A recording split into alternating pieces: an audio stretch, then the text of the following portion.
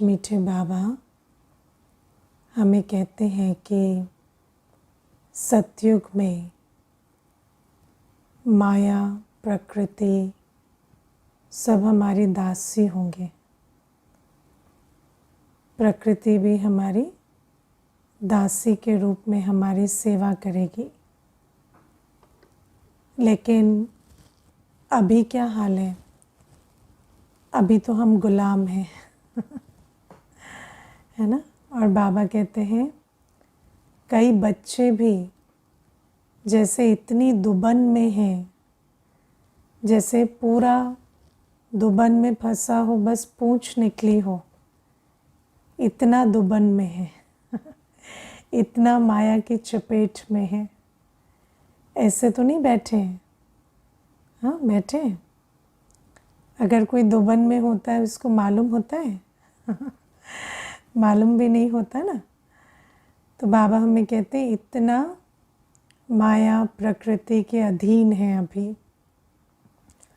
और फिर बाबा हमें संगम युग में जो पुरुषार्थ सिखाते हैं, जो समझ देते हैं, वो उस समझ से जब हम पुरुषार्थ करते हैं तो हम क्या बन जाते? माया जीत प्रकृति जीत। अभी जो दृश्य है वो पूरा पलट जाता। सतयुग में माया तो है ही नहीं और प्रकृति हमारी सेवाधारी होती। प्रकृति हमें सुख देती। आज जैसे पांचों तत्व जो हैं, है ना, हर आत्मा को आज कैसा लगता है?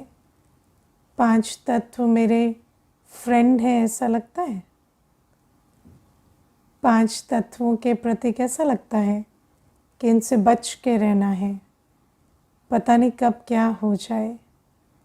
अभी मुझे कोई पूछ के बता रहे थे, कहते मैं सुबह उठते ही अर्थक्वेक टाइप करके न्यूज़ चेक करता हूँ कि कहाँ कहाँ अर्थक्वेक आया तो मैंने कहा ये क्यों करते हैं? तो कहते मुझे सारे दिन सोच चलती है, पता नहीं कब अर्थक्वेक आ जाए तो मैंने कहा आप चाहते हैं कि अर्थक्वेक आए? तो कहते नहीं चाहता, कौन चाहता है? ये कैसी बात कर रहे हैं, कोई नहीं चाहता ना। तो मैंने कहा पर अगर जो चाहते नहीं तो उसको सोचते क्यों हैं वो सोचे ना जो चाहते हैं। तो क्या है, आज मनुष्य को सारे दिन पांच तत्वों के लिए भी बरसात पड़ती है तो ऐसा लगता है ज़्यादा ना पड़ जाए, है ना। गर्मी में भी टेम्परेचर इतना बढ़ता है तो फिर धूप किसे भी तंग आते हैं। प्रकृति के पांचों तत्वों के साथ हमारा जो संबंध है वो ऐसा नहीं है आज कि वो हमें सुख दें। और बाबा हमें कहते हैं सतयुग में प्रकृति तुम्हें सुख देती है।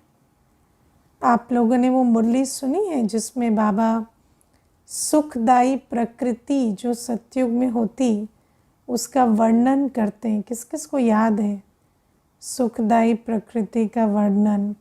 है ना, एक हाथ उठा रहे, तो बाकी जिनको नहीं याद उनको सुना देती हूँ। एक दो हाथ उठा रहे। बाबा ने हमें बहुत सुंदर इसका वर्णन किया है कि सतयुग में जो जल होगा तो जल जैसे जड़ी बूटियों की शक्ति और खुशबू से संपन्न होगा। और जैसे आज भी गंगा जल का महत्व रखते हैं क्योंकि कुछ न कुछ प्राकृतिक उसमें शक्तियाँ हैं, तो बाबा कहते सतयुग में तो हर तरफ जो जल होगा वो जैसे इत्र फुलेल की तरह होगा। उस जल में प्राकृतिक जड़ी बूटियों की शक्ति और खुशबू होगी। और बाबा कहते इसीलिए दुनिया में कहते हैं कि सतयुग में घी दूध की नदियाँ बहेंगी, क्योंकि नदियों में घी दूध तो नहीं बहेगा लेकिन नदियों में जो जल होता है वो जल इतना शक्ति देने वाला होता कि जितनी शक्ति आज दूध से भी नहीं मिलती। और आज तो जैसे हम कहते हैं तमो प्रधान प्रकृति, तो आजकल तो कहते हैं दूध मत पियो है ना। आजकल तो दूध के इतने जैसे साइड इफ़ेक्ट्स निकलते हैं, और फिर आजकल तो लैक्टोज इंटॉलरेंट एक कितना शब्द निकला है, और दूध में इतनी मिलावट की बातें होती हैं। तो बाबा कहते हैं और सतयुग में तो जो पानी होगा उसमें भी दूध से ज़्यादा शक्ति होगी। और बाबा कहते हैं कि जो वायु होगी सतयुग में, एक तो वायु नेचुरल पंखा झलेगी, है ना। वायु ऐसा नहीं कि कभी ज़्यादा तेज़ कभी बिल्कुल बंद। वायु नेचुरल जो वायु की स्पीड होगी वो जो जैसे पंखा झलने जैसे होगी। और बाबा हमें कहते हैं कि वायु हमारे मनोरंजन का साधन भी बनेगी। अब कैसे बनेगी वायु मनोरंजन का साधन? तो जब हवा चलेगी तो जो पेड़ पत्ते जो आसपास है प्रकृति, वो इस रूप से हिलेंगे कि एक साज की तरह वो अनुभव होगा। उसकी जो आवाज़ होगी वो म्यूज़िक की तरह आएगी। और जब आपको म्यूज़िक नहीं सुनना तो हवा रुकेगी और वो साज बंद होगा। तो बाबा हमें कहते वायु तुम्हारी इस प्रकार से सेवा करेगी। सूर्य, बाबा कहते सूर्य भंडारी बन जाएगा। सूर्य तुम्हारे भोजन बनाने के लिए एनर्जी देगा। जैसे अभी भी सोलार एनर्जी की बात होती है और कई जगह सोलार एनर्जी यूज़ होती है। तो बाबा कहते सूर्य इस प्रकार से सारा कुछ सूर्य की तपत से चलेगा।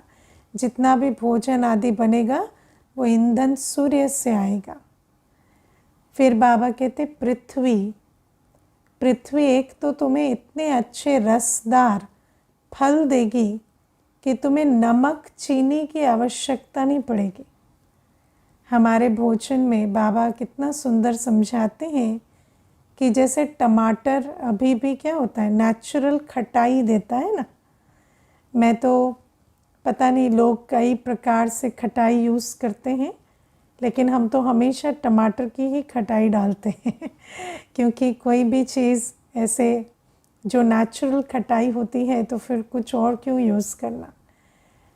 तो बाबा हमें कहते हैं जैसे आज नेचुरल टमाटर खटाई देता है, ऐसे नेचुरल नमक चीनी जो भी आपको चाहिए वो फलों से मिलेगी। जो भी रस आपको भोजन में चाहिए वो वाला फल डालेंगे, वो वाला स्वाद आएगा। आपको आर्टिफिशियल प्रोसेस शुगर, प्रोसेस नमक की ज़रूरत नहीं पड़ेगी। फिर बाबा हमें ये भी कहते हैं कि प्रकृति जो है, प्रकृति हमारे लिए साज सज्जा भी प्रस्तुत करेगी। जैसे दुनिया में आजकल क्या करते हैं, पेड़ों को काट के डिज़ाइन बनाते हैं, ऐसे करते हैं ना। तो बाबा हमें कहते हैं वहाँ पर काट के नहीं, मैं कह रही हूँ जो पेड़ को ट्रिम करके डिज़ाइन बनाते हैं ना, तो बाबा कहते हैं वहाँ पर सतयुग में जैसे पहाड़ होंगे, पेड़ होंगे, वो अलग अलग शेप के अपने आप बनेंगे नेचुरली, तो प्राकृतिक शोभा होगी। ये सारा अव्यक्त मुरलियों में बाबा ने वर्णन किया है। और बाबा कहते हैं आकाश जो है वो तुम्हारा हाईवे बनेगा जिस पर तुम अपने विमान उड़ाएंगे। और बाबा कहते हैं दुनिया में कितना भी बड़ा हाईवे बना लें, आकाश जितना बड़ा तो नहीं बनेगा ना और हाईवे भी क्या ऐसे रोड बीच में रहेगी, आसपास तो कुछ नहीं, लेकिन आसमान तो खुला हाईवे है।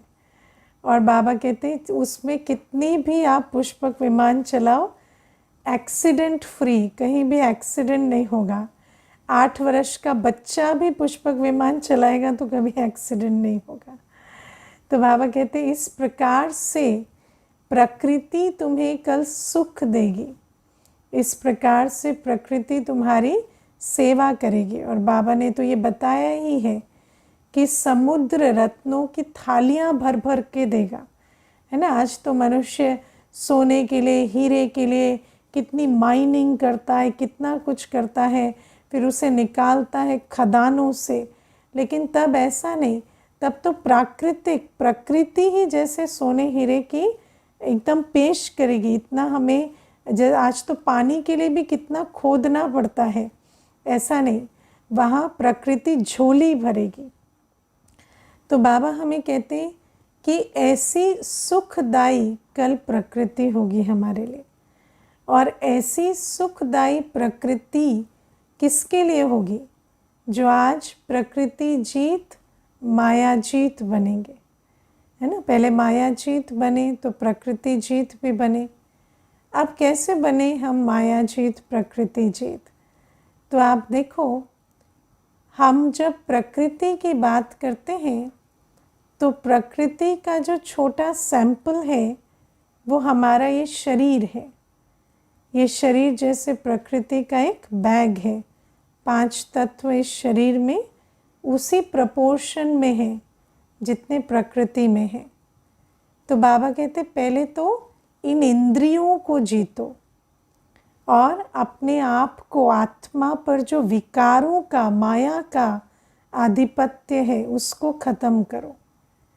अब उसके लिए क्या चाहिए? ज्ञान बल, योग बल। और जितना ज्ञान बल, योग बल धारण करते उतना हमारा इंद्रियां शीतल होती और मन, बुद्धि, संस्कार पर भी हमारा राज्य होता। माया जीत प्रकृति जीत ही स्वराज्य अधिकारी होते हैं। जब हम कहते हैं माया जीत प्रकृति जीत, तो जो माया जीत प्रकृति जीत बन जाते उनकी निशानी क्या होगी? वो स्वराज अधिकारी होंगे। उनके मन, बुद्धि, संस्कार और 5 इंद्रियां उनके डायरेक्शन पर चलेंगे। वो अधिकारी बन, मालिक बन, इंद्रियों से कर्म कराएंगे। और आज क्या हाल है? कभी मनुष्य कहता है कि आँख से जो देखा उससे, है ना, उससे मन विचलित हुआ, फिर मन विचलित हुआ कि दोबारा देखें फिर आँख से देखा, फिर और मन विचलित हुआ। तो इस प्रकार से आज क्या है? अधीनता बढ़ती जा रही है।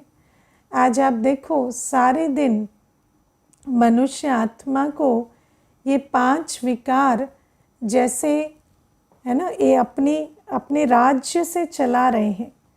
5 विकार मालिक बने पड़े हैं और आत्मा का सारा समय, संकल्प, शक्ति, शरीर, सब कुछ इन 5 विकारों के डायरेक्शन पर चल रहा है ना। किसी को पूछो कि सारे दिन क्या करते हो, क्या सोचते हो, क्या बोलते हो, आपका समय, शक्ति कहाँ जाता है? तो कहाँ जाता है? सारे दिन विकार जहाँ लेकर जाते हैं वहाँ सब कुछ लग रहा है, वहाँ मन बुद्धि चल रहा है, वहाँ सारा शरीर की एनर्जी ख़त्म हो रही है। तो आज काम, क्रोध, लोभ, मोह, अहंकार जैसे हमें नाच नचा रहे हैं, हम उस प्रकार से नाच रहे हैं। मैं आपको आज की एक बात बताती हूँ।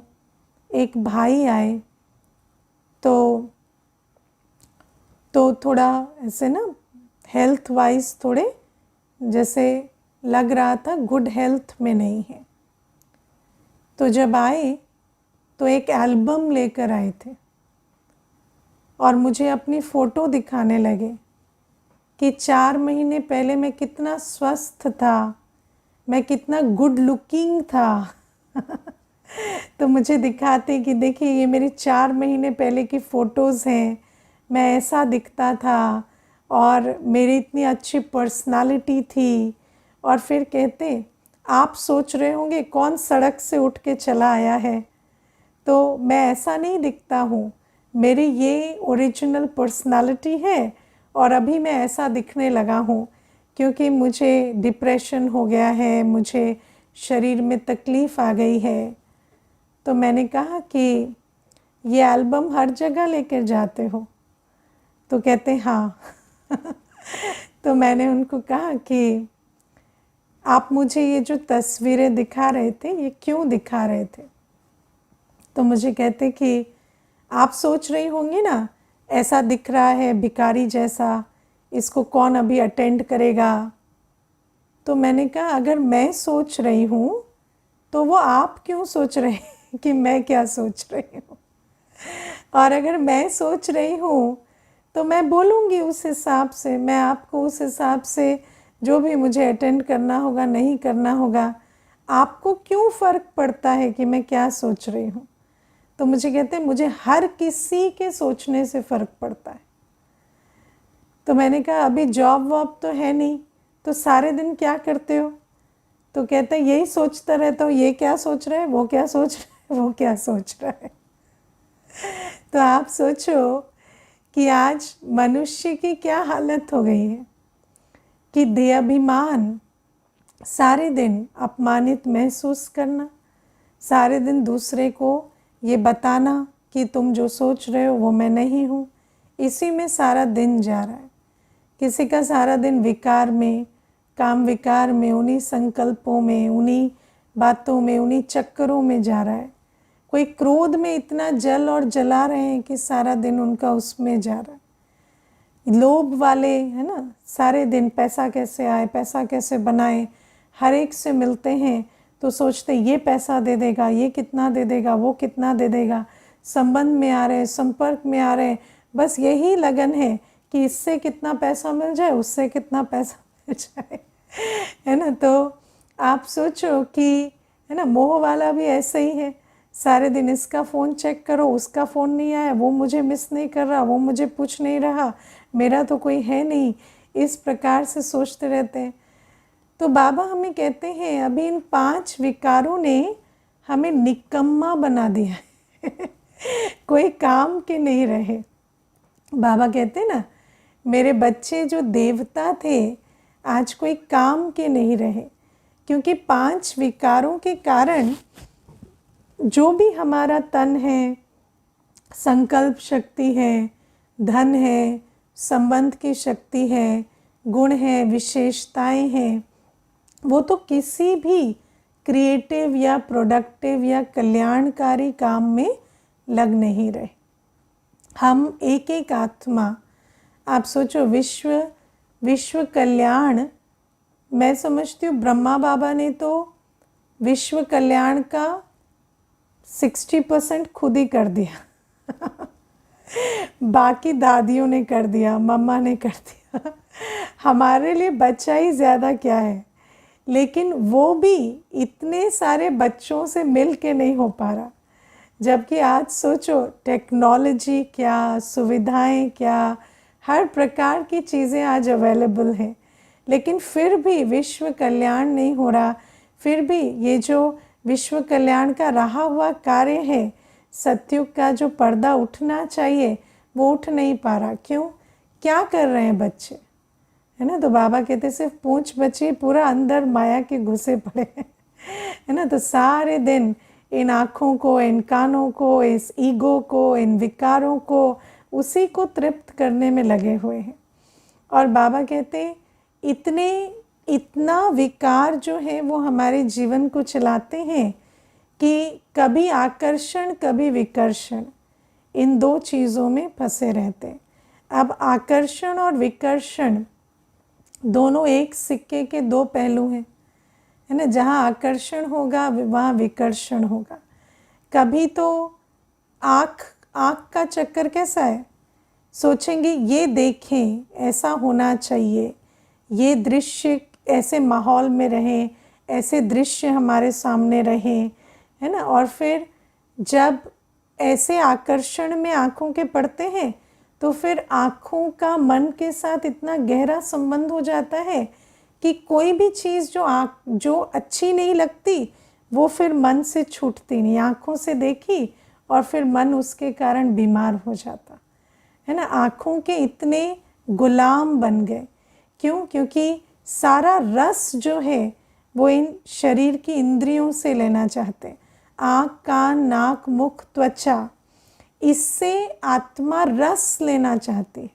तो जब रस लेना चाहती है तो इनके आकर्षण में फंसती है, और फिर जिस चीज़ के आकर्षण में हम फंसते हैं उसी द्वार से विकर्षण आता है, उसी द्वार से हमारे अंदर नेगेटिव फीलिंग्स, भय आदि के सारे संकल्प आते हैं। जैसे आप देखो कि विकार जो है ना, आज स्किन से आप देखो काम विकार की पूर्ति, सेंशुअल प्लेजर इतना लेते हैं कि उसके बाद वो सेंशुअल प्लेजर के इतने गुलाम हो जाते हैं कि फिर जब भी ना मिले या जिस प्रकार से चाहिए वैसे ना मिले तो उसी के पीछे अपनी पूरी जीवन लगा देते हैं, है ना। फिर उसको अपने अस्तित्व से, ईगो से, हर चीज़ से जोड़ देते हैं। तो बाबा कहते हैं कि इतना आत्मा आज गुलाम है। अब ये गुलामी की अवस्था रियलाइज़ करते हैं, हाँ, क्या हाल है हमारा, रियलाइज़ करते हैं। कैसे पता चलता है कि हमारा हाल बहुत ख़राब है? बाबा जो कहता है वो कर नहीं पा रहे हैं क्योंकि गुलाम है ना। दुनिया में तो कोई मापदंड नहीं है जिससे पता चले कि हम माया के कितने गुलाम हैं, लेकिन हम बच्चों के लिए बहुत अच्छा मापदंड है। बाबा कहता है मुरली सुनो, मुरली रिवाइज करो, विचार सागर मंथन करो, फिर पूछो मुरली कितनी बार सुनी, तो एक बार, वो भी सुनी नहीं, पढ़ ली, टाइम नहीं था ना, तो बस पढ़ ली। तो क्यों, कहाँ जा रहा है टाइम और थॉट? तो पता चलता है कि मुरली सुनने की फुर्सत नहीं है, मुरली 5 बार सुनने की फुर्सत नहीं है, मुरली पर विचार सागर मंथन करने की फुर्सत नहीं है। तो इसका मतलब माया की गुलामी बहुत है ना। अगर माया की गुलामी नहीं होती तो जो बाबा कहते हैं वो कर पाते। याद का चार्ट देखो तो पता चलता है कि बाबा की याद में नहीं बैठ पा रहे, सबको याद कर रहे हैं, है ना, सब कुछ याद कर रहे हैं, सबको याद कर रहे हैं, बस एक बाबा को छोड़ के। क्यों? क्योंकि इतना माया के गुलाम है, विकारों के अधीन ही। तो देखो दुनिया में किसी को भी याद करते हैं, उसका आधार क्या है? विकार। और बाबा को याद करने का आधार क्या है? ज्ञान। बाबा को कौन याद करेगा? जो ज्ञानी तो आत्मा है, जिसको समझ आ गया मैं कौन हूँ, मेरा कौन है, वो बाबा को याद करेगा। और आत्माओं को, है ना, शरीरों को, वस्तुओं को, प्राप्तियों को, दुनिया की बातों को क्यों याद करते हैं? विकारों के कारण। विकारों की खींच होती है, इसीलिए पुरानी दुनिया की बातों को याद करते हैं। सारे दिन बैठ के इंस्टाग्राम में शरीर देख रहे हैं, हाँ, क्या देख रहे हैं इंस्टाग्राम में? वो तो बना ही शरीर दिखाने के लिए। उसमें और कुछ है ही नहीं। वो तो पूरा देह अभिमान की दुनिया है ना। कौन कैसे बोल रहा है, कौन कैसे जोक क्रैक कर रहा है, कौन कैसे ड्रेसअप हो रहा है, कौन कैसे चल रहा है।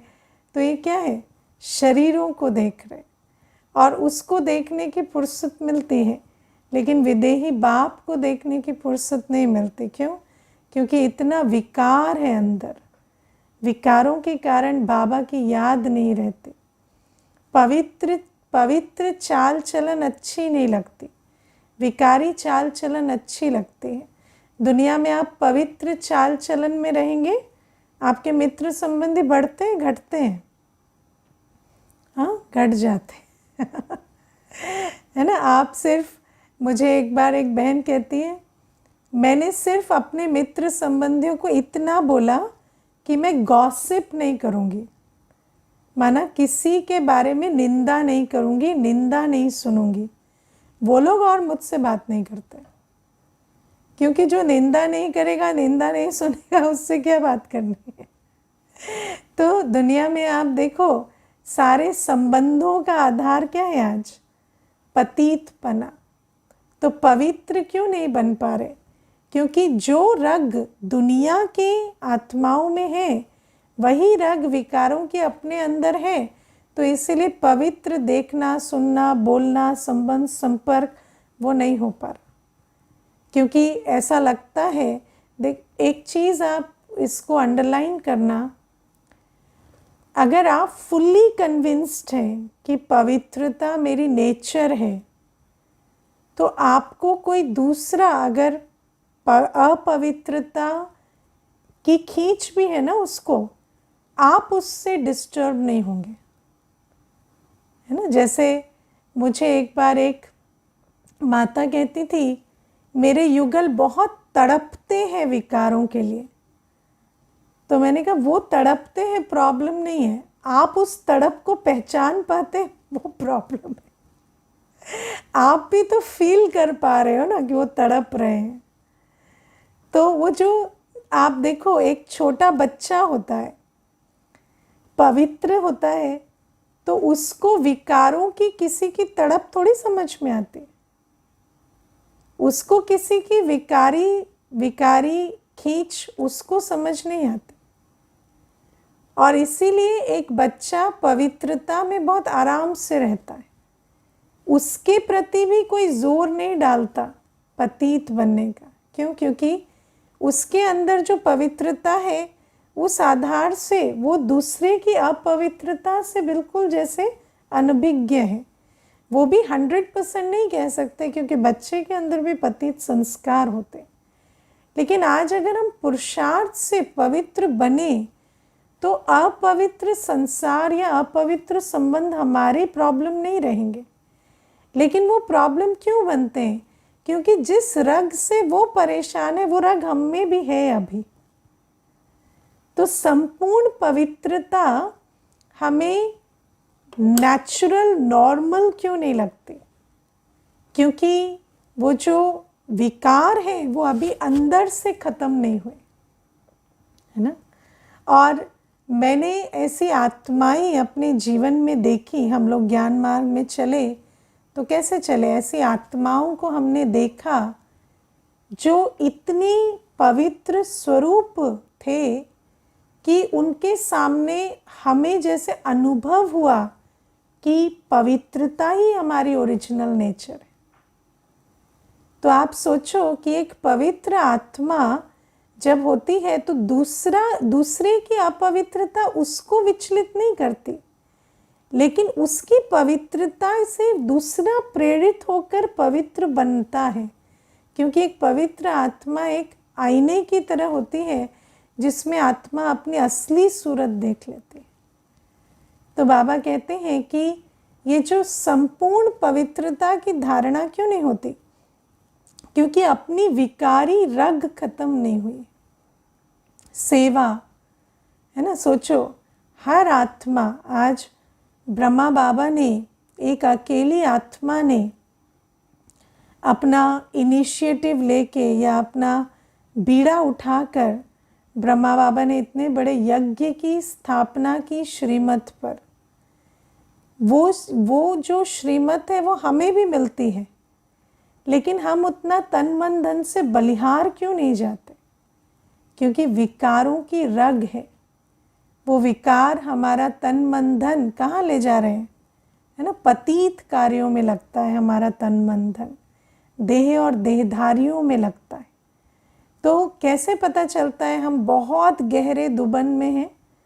जब हमारी ये जो ज्ञान योग धारणा सेवा की सब्जेक्ट को चेक करेंगे ना, तो मालूम पड़ता है कि हम कितने दुबन में फंसे हैं, है ना। वैसे तो सब ज्ञानी योगी हैं, है ना, वैसे तो सभी बाबा के बच्चे हैं, लेकिन हम माया के कितने हैं वो पता करना है तो ये चार्ट चेक करना ज्ञान योग धारणा सेवा का, तो पता चलता है हम बाबा के तो हैं लेकिन माया के कितने हैं। और फिर बाबा कहते हैं कि वो रियलाइज कर हम आत्मा जितना अपनी लगन से ये जो ज्ञान योग धारणा सेवा की मेहनत करेंगे, जितना भी माया आपको तंग करे, है ना। माया बैठती है, माया कहती है मुरली इतनी सुनने में ना 45 मिनट लग जाते हैं, पढ़ लोगे ना तो 10 मिनट लग जाएंगे, 10 मिनट में रीडिंग हो जाती है। तो आप माया को कहें नहीं चाहिए मुझे 10 मिनट, मुझे 45 मिनट बैठना है। तो माया पर जीत पानी होती है। हर बात में जब माया विघन डालती है ना, तो आप बाबा की याद में माया जीत बनो।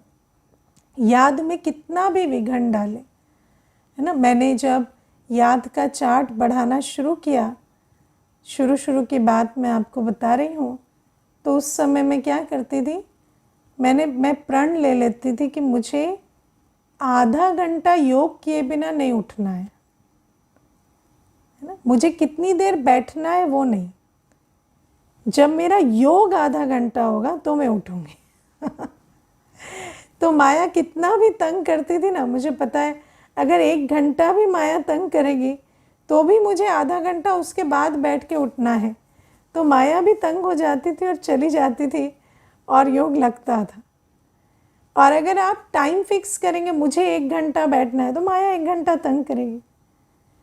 पर आपको सोच लेना है मुझे इतना करके ही उठना है, उठना ही नहीं है, चाहे आज ऑफिस मिस करना पड़े, चाहे कुछ भी करना पड़े। तो अपने आप मेंटली प्रिपेयर रहेंगे कि मुझे योग का चार्ट इतना रखना है। पवित्रता, बाबा कहते धरत पर ये धर्म ना छोड़िए, कुछ भी हो जाए, मेरी भोजन की पवित्रता, मेरी जीवन की पवित्रता खंडित ना हो, इतना अपने अंदर दृढ़ निश्चय रखो। मुझे एक माता कहती थी कि मैं कभी संकल्प ढीला नहीं करती, चाहे हम बाहर भी चले गए है ना, मान लो लंबा ट्रिप है, भोजन बनाकर लेकर गए, भोजन भी खत्म हो गया, लेकिन मेरा संकल्प इतना पक्का रहता है कि मैं अशुद्ध भोजन कभी नहीं खाऊंगी, कि कुछ ना कुछ प्रावधान होता है और मैं शुद्ध भोजन ही खाती हूँ। वरना मुझे इतनी ताकत मिलती है कि मैं 2 दिन फल पर रह जाऊं पर मेरा भोजन अशुद्ध ना। तो इतनी हमारे अंदर दृढ़ता आए पवित्रता के लिए, और सेवा में अपना तन मन धन जितना स्वाहा कर सके मैक्सिमम करना है। तो बाबा कहते जब इस प्रकार से हम अपनी कमर कसेंगे ना तो हम माया जीत प्रकृति जीत बनेंगे। क्योंकि माया और प्रकृति के अधीन होना माना मन से और शरीर से हम वो कर रहे हैं जो श्रीमत के विरुद्ध है। अब वो रोकने के लिए क्या करना पड़ेगा? वो करना पड़ेगा जो श्रीमत प्रमाण है। क्योंकि अगर हम सोचें कि बस काम क्रोध लोभ मोह अहंकार वश कर्म ना करें तो वो नहीं, इट डजंट वर्क। क्यों?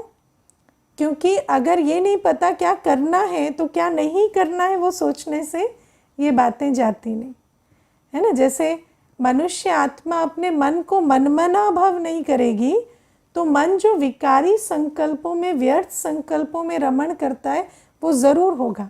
आप विचार सागर मंथन मुरली का नहीं करेंगे तो दुनिया की बातों का मंथन ज़रूर करेंगे, ये नेचुरल है। शरीर से अगर सेवा नहीं करेंगे तो ये शरीर की एनर्जी इतनी है कि ये आपको विकारों में खींचेगी। आप देखो जो सन्यासी होते हैं, जैन साधु स्पेशली, तो वो भी पवित्र रहते हैं, शरीर के रूप से ब्रह्मचर्य का पालन करते हैं। तो ब्रह्मचर्य का पालन करने के लिए वो क्या करते हैं? वो हमेशा पैदल चलते हैं, कभी भी वो गाड़ी मोटर कुछ यूज़ नहीं करते। क्यों? शरीर में बहुत ताकत है, अगर उस ताकत को ख़त्म नहीं करेंगे तो फिर वो जो शरीर की जो ऊर्जा है वो ज़रूर विकारों की तरफ खींचेगी। तो प्रकृति जीत बनना है, शरीर से पतित कर्म नहीं करने हैं, तो शरीर की इंद्रियों को सुकर्म करने में, सेवा करने में बिजी करना पड़ेगा। और बाबा कहते हैं पैदल चल चल के क्यों अपनी एनर्जी खराब करनी, तुम सेवा करो ना, टोली बनाओ, भोग बनाओ, है ना, सफाई करो, वायुमंडल को पवित्र बनाओ।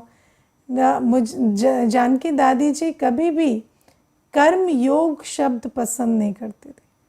दादी जी कहते थे यज्ञ सेवा, हम यज्ञ सेवा करें, हम जहाँ रहते हैं उस स्थान को भी इतना अच्छा उसका वायुमंडल बना कर रखें कि वहाँ पर भासना आए कि एक योगी का योग स्थल है।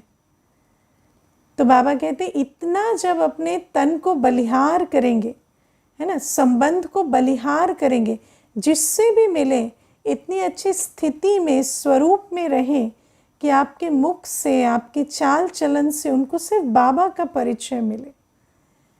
तो जब ऐसे रहेंगे तब तो वो संबंध संपर्क विकारों में हमें खींचेंगे नहीं।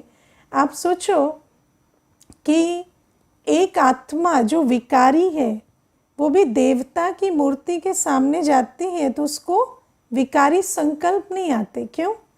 क्योंकि देवी मूर्त उनकी दृष्टि को बदल देती। तो जब हम अपनी संगम युगी ब्राह्मण मूर्त में रहेंगे ना, तो सामने वाले की दृष्टि हम पर ऐसे नहीं पड़ेगी, या उनकी हमारे से कोई व्यर्थ की भी आस नहीं होगी। मेरा निजी अनुभव है, मैं ऑफिस में भी रहती थी तो मेरे आसपास की आत्माएं मुझसे ये कभी एक्सपेक्ट नहीं करते थे कि ये बैठकर हमारे साथ बॉस की चुगलियां करेंगे क्योंकि वो जो आपकी जो संबंध संपर्क की जो विधि और क्वालिटी होती है, उससे उनको वो एक्सपेक्टेशन भी ख़त्म हो जाती है कि ये हमारे विकार और व्यर्थ में हमारा है ना पार्टनर इन क्राइम बनेंगे। तो बाबा हमें कहते हैं कि इस प्रकार से जब हम अपने मन, बुद्धि, संस्कार और इंद्रियों को बाबा की श्रीमत के बंधन में बांधेंगे और उनसे वो करने लगेंगे जो बाबा कहता है, तो फिर नेचुरल है कि जो माया कराती है वो छूटता जाएगा। और इस प्रकार से जब हम इंद्रियों को, शरीर को और आत्मा के सूक्ष्म इंद्रियों को जब माया का द्वार बंद कर और ईश्वरीय कर्तव्य का द्वार बना देंगे, तो फिर वो जो सुकर्म हम उससे बनाएंगे उसका एवजा हमें सतयुग में क्या मिलेगा कि सतयुग में प्रकृति हमारी दासी होगी और माया को नो एंट्री होगी। अच्छा, ओम शांति।